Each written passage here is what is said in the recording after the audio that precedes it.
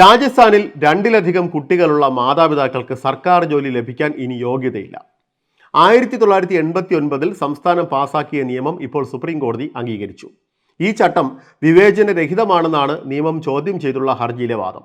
ഇത് നയത്തിന്റെ പരിധിയിൽ വരുന്നതാണ്, അതിൽ ഇടപെടേണ്ട ആവശ്യമില്ല എന്ന് സുപ്രീം കോടതി നിരീക്ഷിച്ചു. ജസ്റ്റിസുമാരായ സൂര്യകാന്ത്, ദീപാങ്കർ ദത്ത, KV വിശ്വനാഥൻ എന്നിവരടങ്ങിയ ബെഞ്ചാണ് രാജസ്ഥാൻ നിയമത്തെ അംഗീകരിച്ചത്. മുൻ സൈനികനായ രാംജി ലാൽ ജത്താണ് രാജസ്ഥാൻ നയത്തെ ചോദ്യം ചെയ്ത് സുപ്രീം കോടതിയിൽ ഹർജി നൽകിയത്.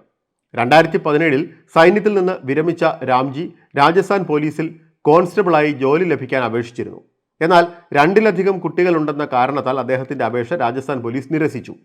കുടുംബാസൂത്രണത്തെ പ്രോത്സാഹിപ്പിക്കുന്നതിനായി സമാനമായ നിയമങ്ങൾ നേരത്തെയും അംഗീകരിച്ചിരുന്നതായി സുപ്രീം കോടതി വ്യക്തമാക്കി.